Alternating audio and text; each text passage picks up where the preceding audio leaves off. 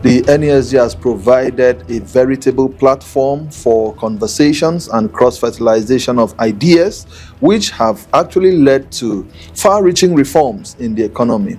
Over the last 30 years, NESG has been remarkable in shaping opinion and shaping policies. It has been at the forefront of promoting great reforms in the Nigerian economy to make it optimally productive and globally competitive. And directing attention to what really matters within the economic sector.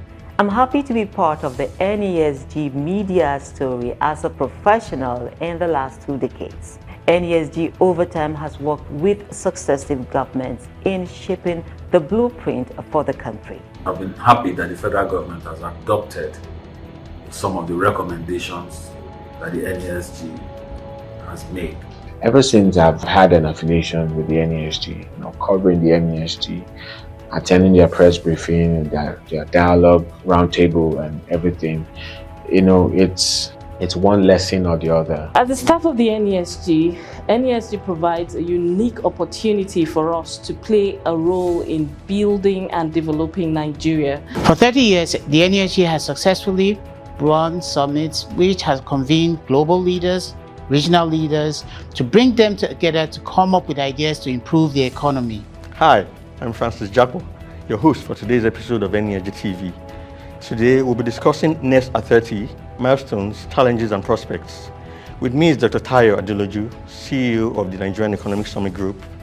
We will discuss the impact the group has recorded through its annual Nigerian Economic Summit over the past 30 years, the lineup of activities to mark this anniversary year, and prospects for the group's vision to champion the reform of the Nigerian economy. Welcome, Dr. Tayo. Thank you. It's a pleasure to be here. So this year, the Nigerian Economic Summit turns 30. So how has the summit supported Nigeria's economic growth since 1993? The Nigerian Economic Summit Group and the Nigerian Economic Summit are indispensable in describing Nigeria's economic trajectory. In fact, you cannot write the history of the Nigerian economy and its development and be true to it without looking at the role that the Nigerian Economic Summit Group and the Nigerian Economic Summit has played since the early 90s. And therefore, when people ask why is the 30th anniversary important to mark for the Nigerian Economic Summits and to celebrate, my answer is, if we were not in the history and in the story, would things have been different?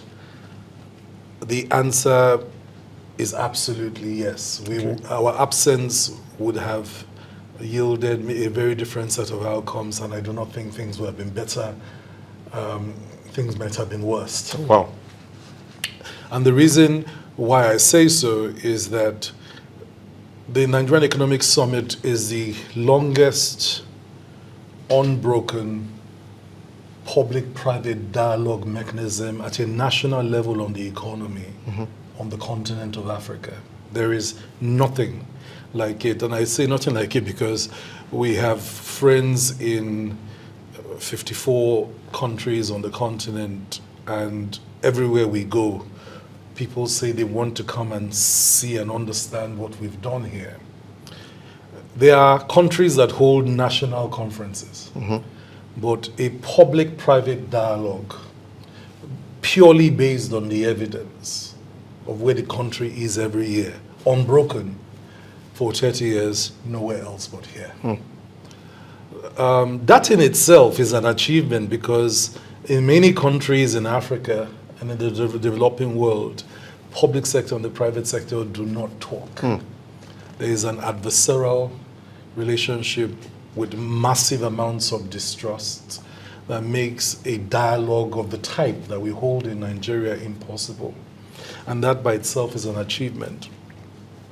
So in pre-1993, pre the first Nigerian Economic Summit, the idea of a group of concerned business professionals and leaders in Nigeria, captains of industry, who felt that the ideas that drive a country's economy should not simply come from the public sector, from government, especially where we were in the 90s. We were under a military dictatorship. We were under President Ibrahim Babangida. General Babangida had tried to implement the economic diplomacy project as part of his own styled implementation of the structural adjustment program, which failed in many countries around Africa. In fact, the IMF structural adjustment program is almost the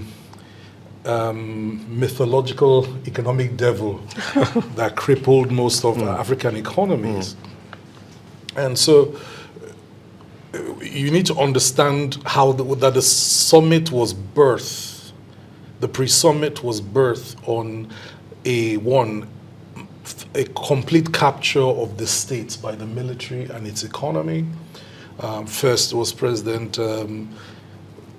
General Ibrahim Babangida, General Muhammadu Buhari, who planned a coup that exited civilian rule under Shagari.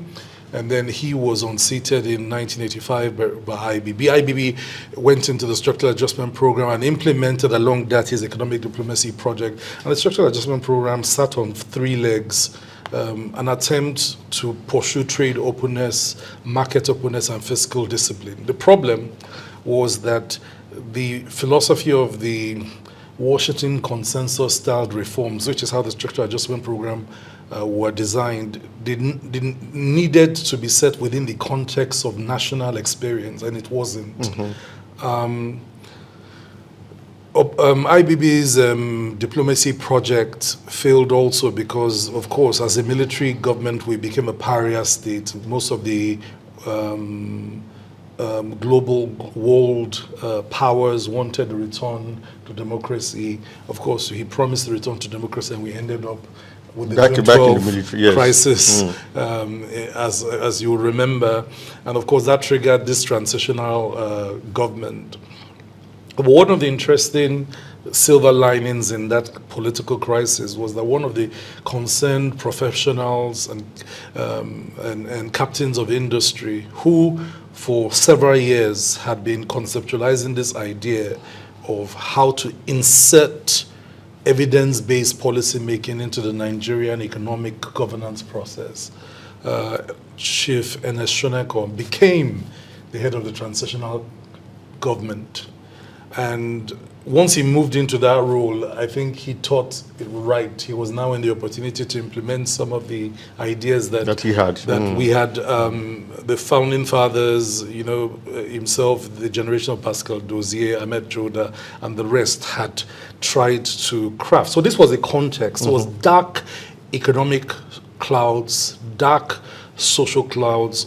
Unemployment was ravaging, inflationary pressures were at their highest.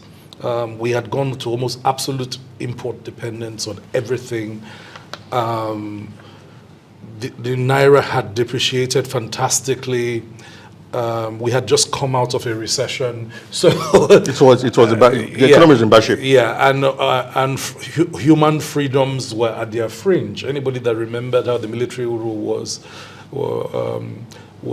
you couldn't openly speak against government. If you disagreed with government, you disagreed in your mind. So we say freedom of expression is free, yeah. But after the expression, it's no longer free. Exactly, and you remember that the assassinations of people like Dele Giwa and other activists, Ken Saro-Wiwa, marked or stained that era for its bloodiness. So sometimes when we have a conversation of what the founding fathers of the NESG did, people think it was done in an environment of comfort, of just being armchair approach to advocacy with no cost. It was deeply costly. They attempted to engage government at the cost of their very lives. And that's why the term political mutineers is used to describe the advocates of the NESG of that era. it wasn't a comfortable set of conversations to have with the military dictators, because the evidence showed that they had failed the country. But to have those type of honest conversations at that time was impossible. And that set the tone for the first summit in February 1993. And that first summit became the foundation for building the next 30 years. At that first summit, the public sector leaders and the private sector agreed on reform principles that will determine how we would craft a modern economy. There were 6 principles that were agreed in Summit 1. The first principle was that you had to build a modern economy on democratic principles. So democratic principles and governance as the foundation for the modern economy was number 1. Number 2 was, if you wanted to build democratic governance as the foundation for a modern economy, you had to govern in the national interest, right? That governance could not be in private or political interests, or so we could, the fantastic motivation of the military for patrimonial rule. You know, patrimonial rule is government for my friends, you know, family and loved ones. Yes. You know, was not the way to go. So the second principle was governance in the national interest. Now, the debate at the summit was that you could not have governance in the national interest without the third principle, the rule of law. Because not rule by law, because the military had rule by law. They kind of determined where the law applied and where it Yeah, they made the law. yeah, and lived above it. But rule of law, where all men in Nigeria, all peoples, all markets, all entities are subject to the law of the land, was the third principle. Now, you needed that third principle to deliver the fourth principle, which was an enabling business environment. Without the rule of law, you cannot have an enabling environment to do business. And so an enabling environment to do business was based on the rule of law. You needed an enabling environment to achieve principle number 5, which was private sector-led investment. Because it's in an enabling environment that private sector-led investments come into. Exactly. If you don't have an enabling environment, private sector-led investments go out. So each subset hinged on the previous one. Absolutely. And it took private sector-led investments to deliver number 1 or number 6, which we now call number 1, which is a commitment to open market economy and enterprise, right? So if you think about it, open market, our commitment to free market, enterprise, and economy is dependent on private sector-led investments. Private sector-led investments is determined by an enabling business environment.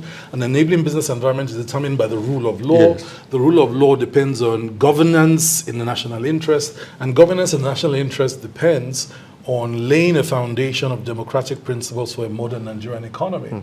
Those 6 principles were agreed in 1993. In the midst of the In military the midst era. of the military era. I was working the And system. those were the universal principles that have and continue to shape the conversations that the Nigerian Economic Summit Group has with government.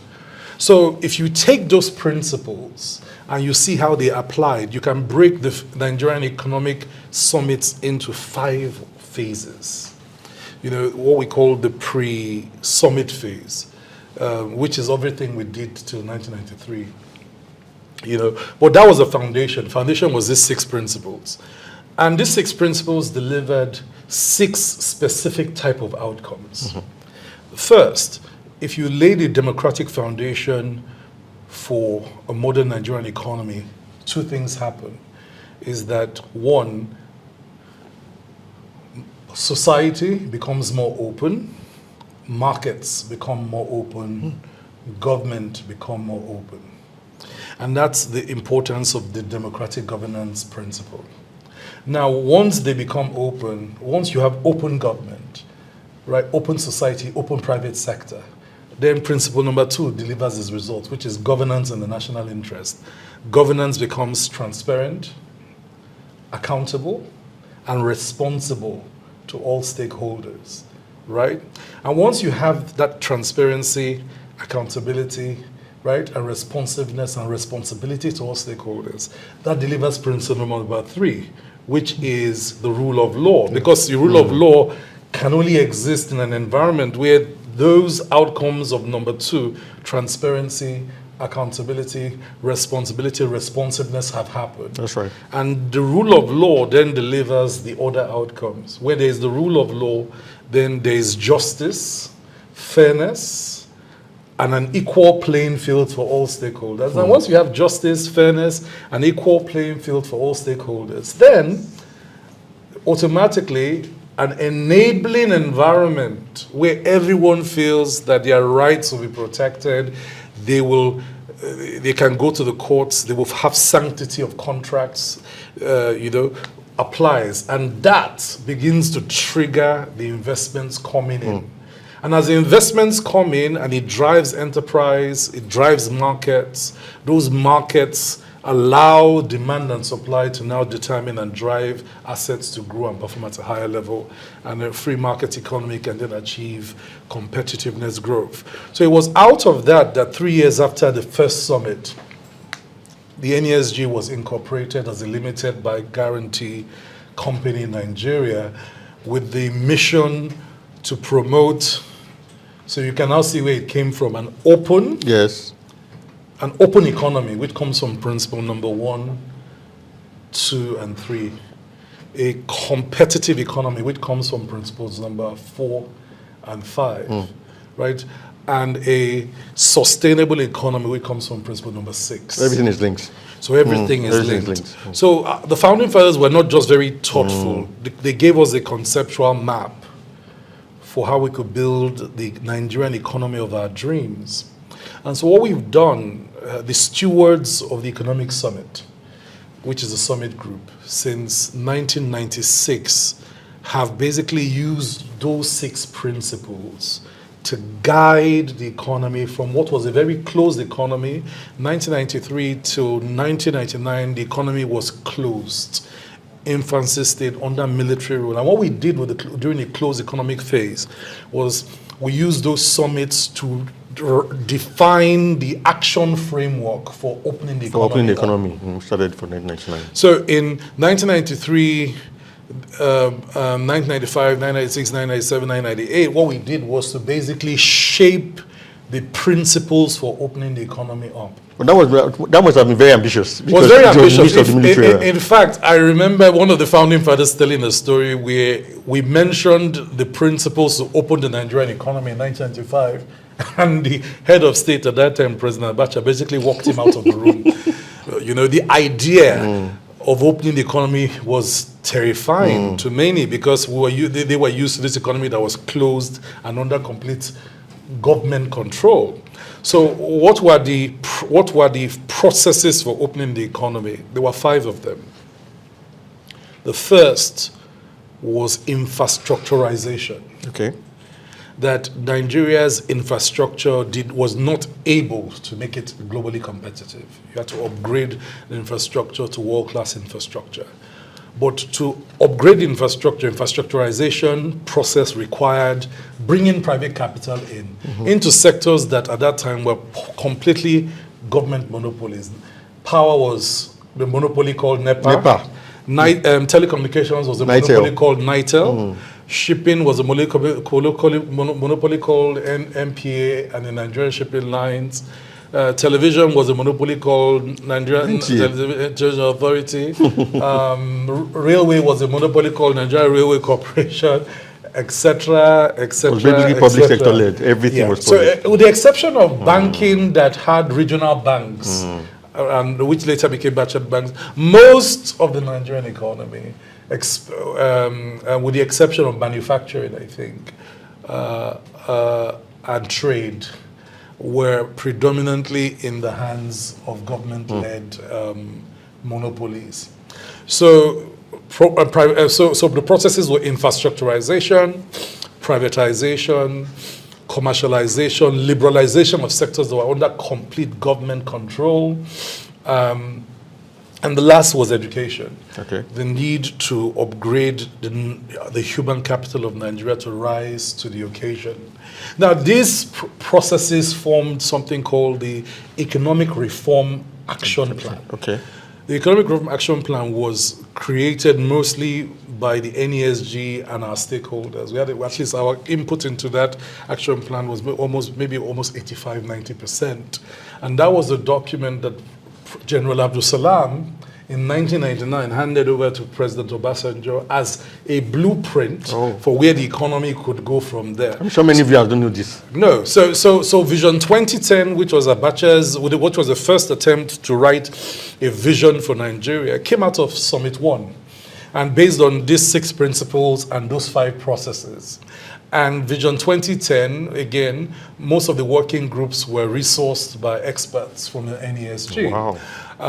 So from the get-go, we played a role in helping to rethink the rebirth of the Nigerian economy. And whilst the economy was closed, we started to debate the processes for opening the economy up. A great example of opening the economy up, let me just give you one sector, is, for example, in 1997, at the summit, we had a conversation about telecommunications. At that time, the target for the entire country on telecommunications was a teledensity of 1% by 2010. 1% teledensity by 2010. You must understand, there were now over 100 and something percent, 101% teledensity in Nigeria today.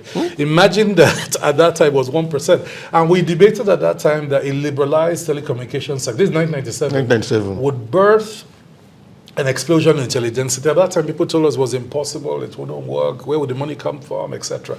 In 1999 Summit, then created a platform where we had a working groups that actually looked at the national telecommunication policy and a process for liberalization.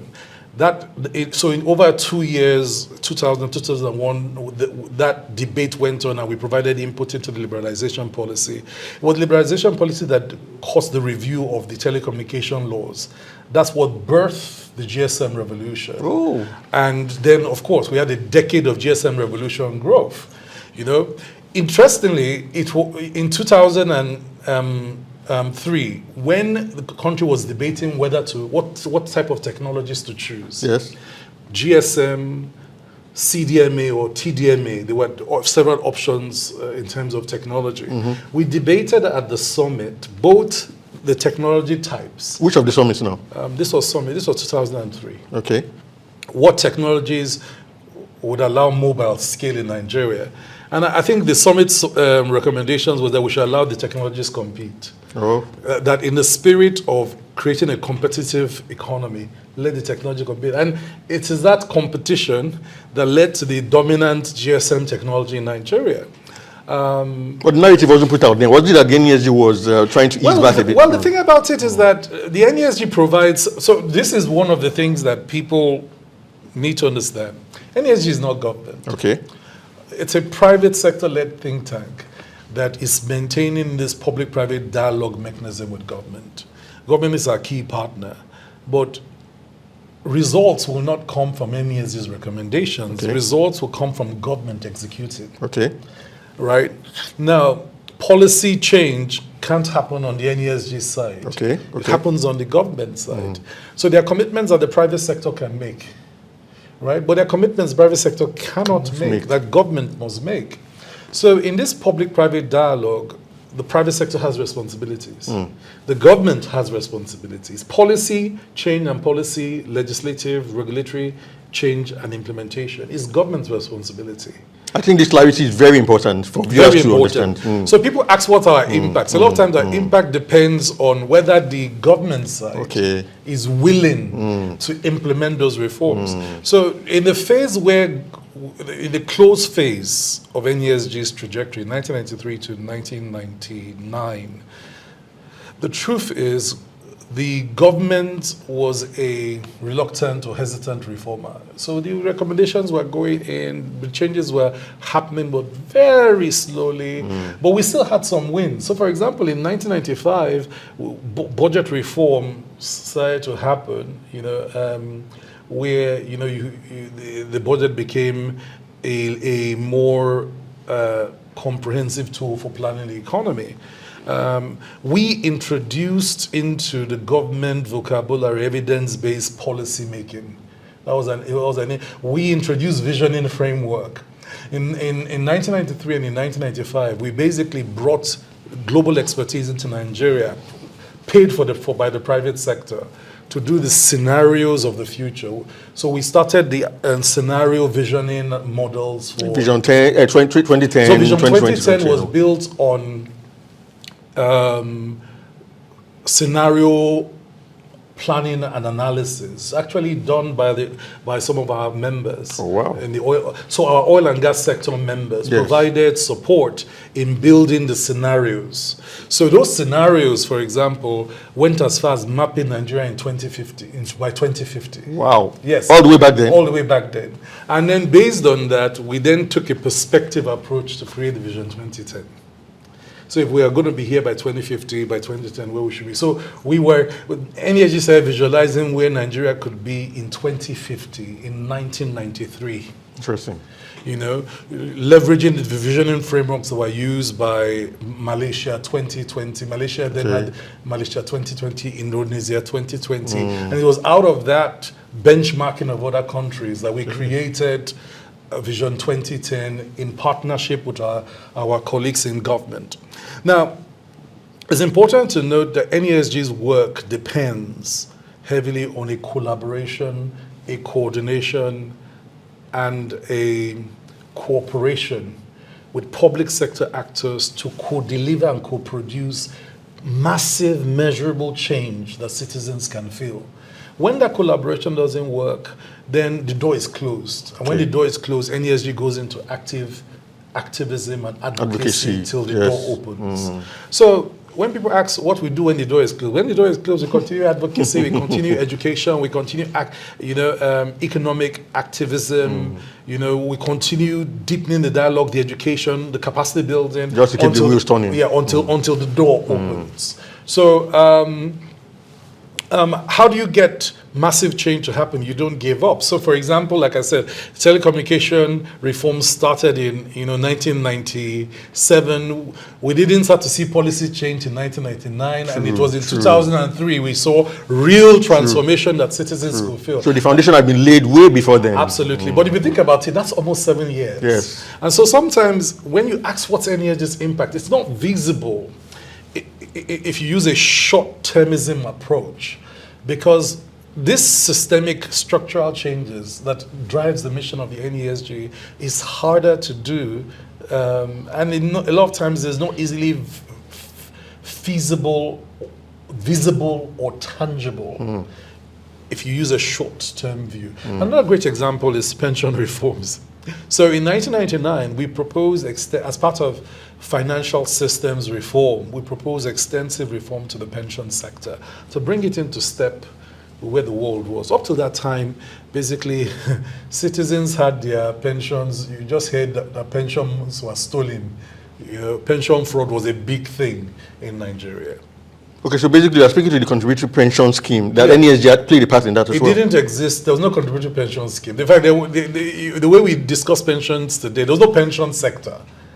It didn't exist. What existed was that you either contributed at your company level for the private sector. No, government had no contributory pension scheme. It had these unique schemes within that was managed by government, and the looting of those pension funds was monumental, and many people left the public service and work only to find out that all their savings had been stolen.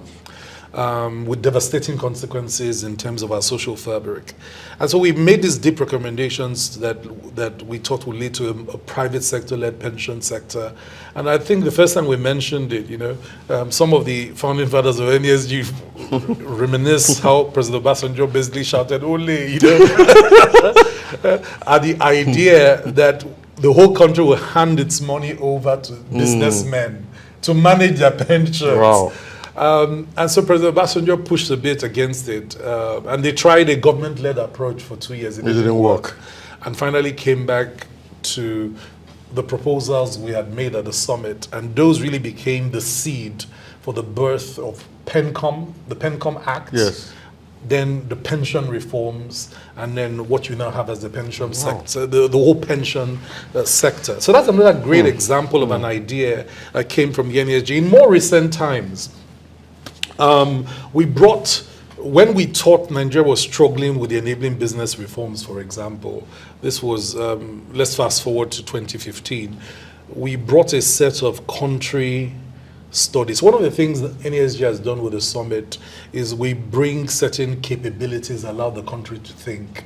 So in the infancy phase, we mainstreamed evidence-based policy analysis for decision making. We mainstreamed visioning framework for the country. We mainstreamed scenario and perspective analysis for national development planning. Between 1999 and 2007, we then mainstreamed, in addition to the visioning framework, because between 1999 and 2007, we then supported the government in the co-creation of the NEEDS, National Economic Empowerment Development Strategy, which was the strategy that gave force to the Economic Reform Action Plan of 1999. And then from that, of course, the Vision 2020 National Development Plan. The Vision 2030 National Development Plan came out of the summit. So in 2003, we, based on World Bank benchmarks, the World Bank, famous World Bank economists had created a template for defining economies that will determine the future of growth. Okay. The first set were called BRICS. Okay. BRICS is an acronym: Brazil, Russia, India, China. These nations would be the nations that were the first economic powerhouses to emerge, and that the second bench, potential economic powerhouses, called MINT. MINT had Mexico, Indonesia, Nigeria, Turkey. Would by 2025 reach their full potential as economic powerhouses. And so we had brought, again, the global expertise to the summit to do that benchmark so that policymakers could debate it. And I think President Obasanjo, listening to the debate, he asked the question, why must we wait to 2025? Why can't we do it by 2020? Now that idea of becoming an economic powerhouse, top 20 economies by 2020, then became the basis for what you call the Vision 2020. Nigeria becomes top 20 economies in the world by 2020. And that idea, its recommendations came out of the summit. In fact, we provided to 45 thematic sectoral working groups of Vision 2020, all the private sector representation and input. We pulled leaders from across the private sector to support the documentation, the writing of the sectoral strategies and plans for all the 45 thematic areas of the Vision 2020. So again, the NESG played a role in using the evidence to create a way for the country to think through the present and a pathway to the future, and getting the leaders to commit to a plan. So between 2007 and 2007 to 2020, we basically used that Vision 2020 as a way to hold government accountable on how we were progressing through President Yar'Adua's 7-point agenda from 2007 to 2010, President Jonathan's transformation agenda from 2010 to 2015, President Buhari's change agenda from 2015 to 2017, and then his economic recovery and growth plan from 2017 to 2020, of course, followed by his medium-term development plan from 2021 to 2025, and now President Bola Ahmed Tinubu's 8-point agenda, priority agenda for his renewed hope strategy. And so we play that role of watchdog, where we use the evidence to, and the evidence comes from the macroeconomic scorecard, to define what government should do, okay? And secondly, we play that role of dialogue partner by sustaining the annual economic summit. And then we play the role of Connector by ensuring that, as you can see, through all the development planning and execution process, connecting government to the private sector so the private sector input is available to government and feedback in evaluating how the process is going. So it's a continuous loop. Yeah, and then we play the role of intervener in key sectors of the economy, as the case may be. So it's important to view the strategic roles of the NESG in those 4 ways. Watchdog that holds the economic scorecard, and the agenda per time of government to hold government accountable, dialogue partner that convenes periodically to look at that scorecard as a basis to have these conversations and reach consensus on the next steps, Connector as a way to ensure that we have not left government to itself, but that non-state actors, private sector, civil society, academia, media can connect together with government in these crucial conversations for national and economic transformation. And intervener, because sometimes what happens is that we make a recommendation to government and government says, look, NESG, don't just come and make the recommendation, come and help with the execution. Yes. And it takes us into the intervener role. So we are watchdog, dialogue partner, connector, intervener. And in these 4 roles, we kind of have driven those critical conversations. So NESG moved from infancy stage 1993 to 1999, or what we call the close phase. The opening up phase happened as President Obasanjo came in 1999. And so our recommendations drove the opening up of many sectors: telecommunications, maritime, infrastructure, power, rail, banking and finance, financial systems reform was huge. In fact, Division 2020 had a financial sector strategy 2020, what we call FSS 2020, which again, we had a huge amount of input in. FSS 2020 had 2 waves of banking reforms built into it to make Nigeria, a global financial center for the world by 2020. Basically, it's like you've answered the question of impact, because you've narrowed down, and I'm sure a lot of viewers don't even know this. But what I'm interested in now is, in achieving all of these impacts, there must have been challenges that the NESG faced. Could you just highlight a few over these past 30 years? Absolutely. I think with reforms, so as part of this 30th anniversary, we've had some time now to do some reflections. What we found, in reflecting back, one of the biggest challenges of promoting an open, globally competitive, inclusive, and sustainable Nigerian economy is political will. Okay. We can propose all we want.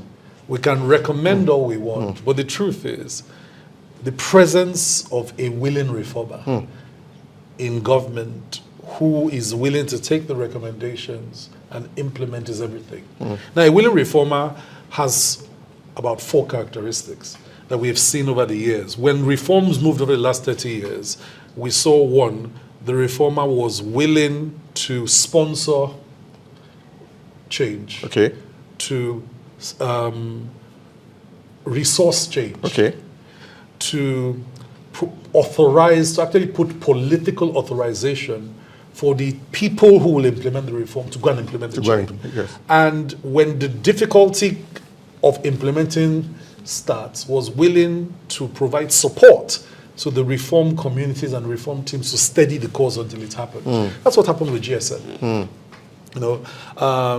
President Obasanjo, of course, had appointed Colonel Adebayo, the Minister of Information, ICT, and appointed Engineer NS Ndukwe as Executive Vice Chairman of Nigerian Communications Commission, and our former founding father, Alhaji Ahmed Joda, as chairman.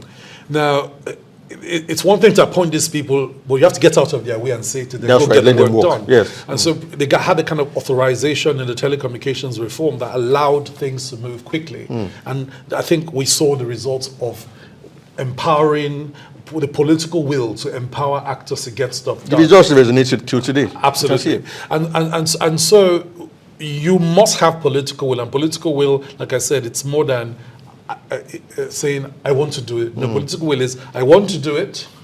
I will resource it.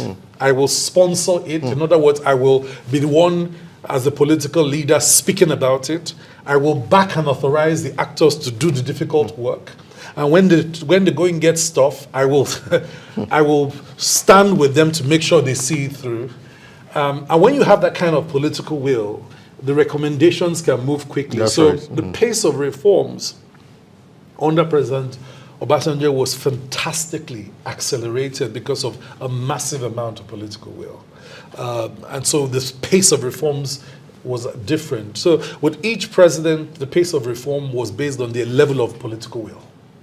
You know, and like I said, political will is not just I want to do it. It is I want to do it, I will sponsor it, I'll resource it, I'll authorize it, I'll back it up. In other words, and I'll see you are part of the process. Yes. You have to be integrated into the process. Absolutely. The second thing that you need for success, and that of course was a big challenge, is reform capacity. Okay. Sometimes when citizens make recommendations of what government should do, or government makes recommendations of what private sector should do, we presume that the capacity to do it is there. In a developing country, sometimes the state capacity to implement new ideas, especially ideas you're bringing from other parts of the Yes, world, novel is not ideas. there. It's not there. And therefore, one of the challenges of making these huge recommendations is the institutions we are asking to implement the recommendations need to build the capacity to do it. And sometimes that capacity development to implement tough reforms doesn't happen very quickly. And so citizens are impatient with that process. Of course, the private naturally. sector is impatient with that process. So imagine that the Nigerian Communications Commission that basically operated under a NITEL, a monopoly, for years, wanted to now operate under an environment where it was going to regulate many operators. It had never done it before. There was nothing in its institutional history Nothing remotely alike. that prepared it for the new work of a capacity to regulate a liberalized, deregulated market in telecommunication. You know, but the great thing is when you have political will authorize capacity development of the institutions. That's right. And that's what we saw, massive capacity building within the NCC. They assembled experts from all around the world. They brought Nigerians home from all over the place, people that had worked in the Federal Communications Commission in the US, that had worked with the Office of Communications in the UK, and they assembled a world-class team. And that's what made it possible. So the second challenge of reforms is I can recommend all I want, but my partner in government has to have the capacity to execute. And this is what kind of created NESG's intervener role, because a lot of times we found out that the recommendations we're making, the capacity to implement those recommendations in government was not there. And if a man can't do something, you can be shouting all you like from outside. You still can't do it. But if there's will, where there's a will, there's a way. And so what we found out is that where there's higher political will, then they are willing to build that capacity. And a great example of building that capacity was in the traction phase. So between 2015 and 2020, we had one great reform. That reform was the creation of the Presidential Enabling Business Environment Council, PBEC. So in 2015, we did this benchmark at the summit called Tough Choices. And during the benchmark, we said certain reform institutions are required. When you don't have an enabling environment, you need an institution dedicated to creating an enabling environment. And the vice president challenged the NESG to bring case studies. So we brought case studies from Georgia, I think, two other countries to the summit. We actually brought the former president of Georgia to the summit to explain how he implemented this ease of doing business reforms in his country. And that formed the basis for sitting down and designing our own enabling environment reform to localize its own specifications, which created the design of PBEC, the Presidential Enabling Business Environment Council that you have today. And so, of course, when PBEC was birthed, we then had the opportunity to support PBEC. Until today, we are big supporters of the work of PBEC because it allowed us to create an entity that could execute enabling environment reforms in short 15, 30, 60, 90, 120-day action review circles. And we saw in the first round of PBEC reforms, Nigeria jumped almost 15 points in the ease of doing business index, you know, and it was a direct reflection of that work. So that's an example of shifting to intervener. Yes. For example, one of the greatest things that happened in the traction period, 2015 to 2020, was for the first 15 years, we had focused a lot on federal government.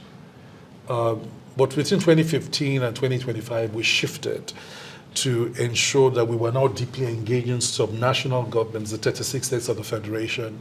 And so in 2016, for the first time, we had sessions that broke Nigeria by geopolitical zone and went into each of them and had all the governors of the geopolitical zone convened for a dialogue. Oh, wow.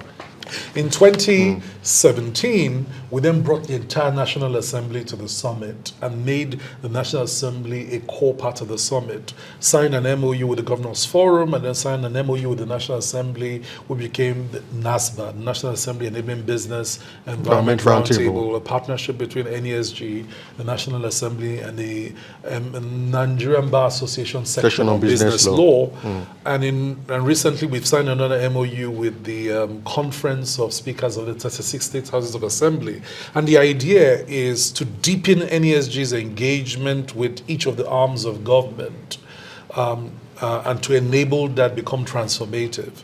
So between that period, we grew our policy commissions. Our policy commissions are the intervening working groups of the NESG. So between our annual summits, people ask, hey, this is your talk shop that you do every year.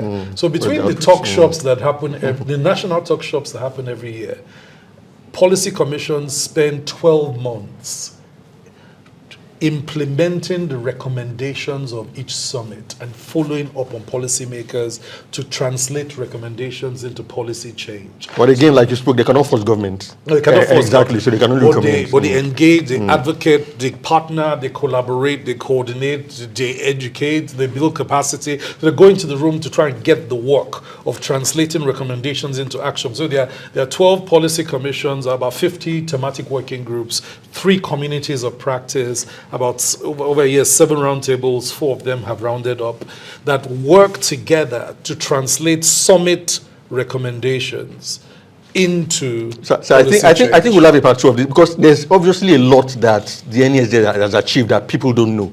But just before we round off, I just want to, this is the anniversary year, so the lineup of activities for NEST 30, what can people expect and what's your vision for the NESG going forward after the summit here? So 30 years is a big time to reflect. So in the month of August, we are having the National Economic Dialogue, which will be a reflection of everything that has happened in the Nigerian economy from 1999 to date.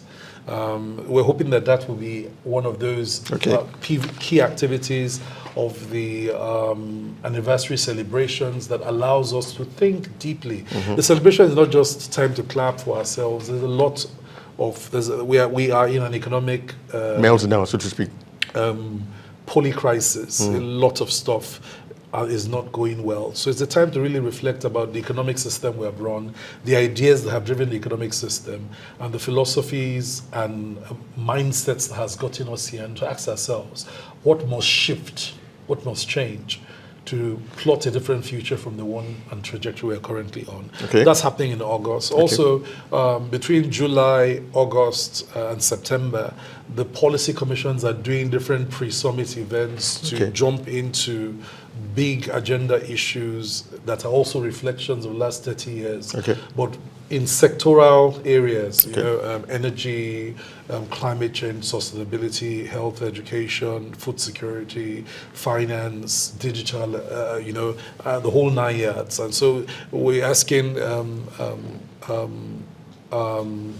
our friends, stakeholders, and members look over to that. The last is, of course, the summit itself is on the 14th to 16th of October, which we're hoping that this year will convene several heads of state. We've invited a few hundred global leaders to join us at what will be a groundbreaking summit. So we're going to really internationalize the summit. Yes.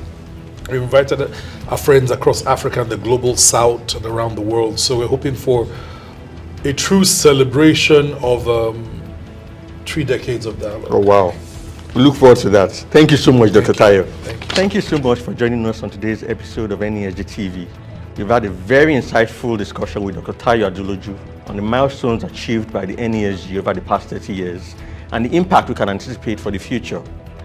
If you enjoyed today's episodes, make sure to subscribe, leave a comment, and share.